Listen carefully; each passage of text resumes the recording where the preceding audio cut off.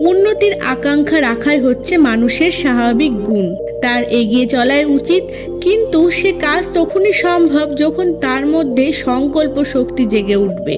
সংকল্পের দ্বারা প্রতিটি মানুষের পক্ষেই সাফল্য অর্জন করা সম্ভব। অন্যমনস্কতা, উদাসীনতা এবং উদ্যমহীনতার মনোভাব পরিত্যাগ করে উচ্চস্বরে আরোহণ করার কল্পনা মন জগৎকে সচেতন করে তোলে। এর মাধ্যমে সাহস, শৌর্য, উৎপাদন ক্ষমতা, নৈপুণ্য ইত্যাদি গুণের আবির্ভাব হয়। এগুলির মধ্যে শক্তির এমনই গুণ লুকিয়ে আছে যার সাহায্যে প্রতিটি মুহূর্ত অপার সন্তুষ্টি, সুখ এবং আনন্দের রসাস্বাদন করা যেতে পারে। নিকৃষ্টতা মানুষের মধ্যে খারাপ গুণের সৃষ্টি করে, যার ফলে চারিদিক থেকে কষ্ট এবং দুঃখ এসে হাজির হয়। এই জন্যই সংকল্পকে জীবনের উৎকৃষ্টতার মন্ত্র বলে মেনে নেওয়া উচিত। মনুষ্য জীবনের উপযুক্ত গুণগুলোকে বিকশিত করে তোলার জন্যই এই মন্ত্র প্রয়োগ করা উচিত। নিজেকে কখনো অসমর্থ, দুর্বল কিংবা অসহায় ভাবা উচিত নয়। সুযোগ সুবিধার অভাবে কেমন করে এগোনো যাবে, এই ধরনের হীন বিচারকে পরিত্যাগ করা দরকার। মনে রাখতে হবে শক্তির উৎস সুযোগ সুবিধার মধ্যে নয়, কেবল সংকল্পের মধ্যে সন্নিহিত থাকে।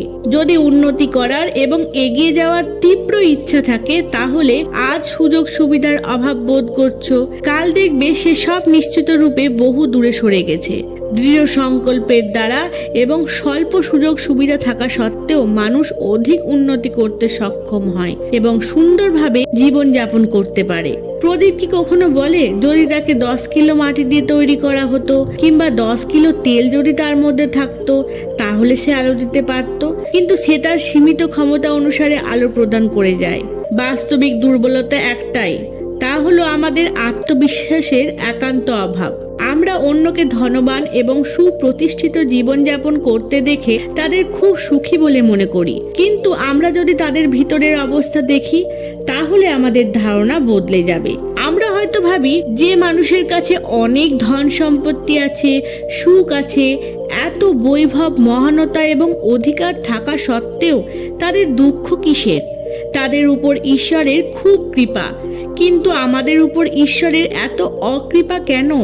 আমরা ভাবি আমাদের কাছে ঐশ্বর্যের কোনো উপকরণ নেই, তাই আমরা দুঃখী, এবং তাদের কাছে সব রকমের সাধন সামগ্রী আছে, তাই তারা সুখী।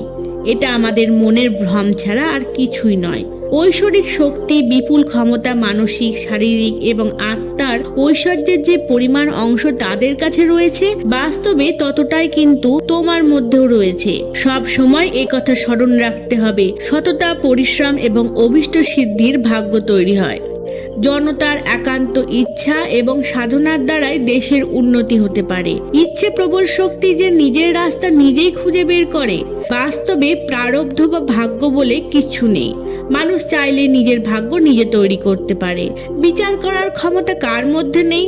প্রত্যেক কাজের পিছনে কোনো না কোনো কারণ থাকে, একথা কে না জানে। যারা নিজেদের কল্পপ্রসূত ভূত, প্রেত এবং জীবনের ঝড় তুফানের আশঙ্কায় সর্বদা ভীত হয়ে থাকে, একমাত্র তারাই তাদের সেই কাল্পনিক ভূত, প্রেত এবং গ্রহ নক্ষত্রের দাস হয়ে পড়ে। কখনো কঠিন পরিস্থিতির কাছে হার স্বীকার করবেন না, বরং যতই কঠিন পরিস্থিতি আসুক না কেন, নিজেদের মধ্যে তত বেশি ধৈর্য এবং উৎসাহের সঞ্চার করে যেতে হবে। বিভিন্ন সময় চেষ্টা চালিয়ে যাওয়া আবশ্যক। বিভিন্নভাবে নিজেদের কর্মের মধ্যে ব্যস্ত রাখতে হবে।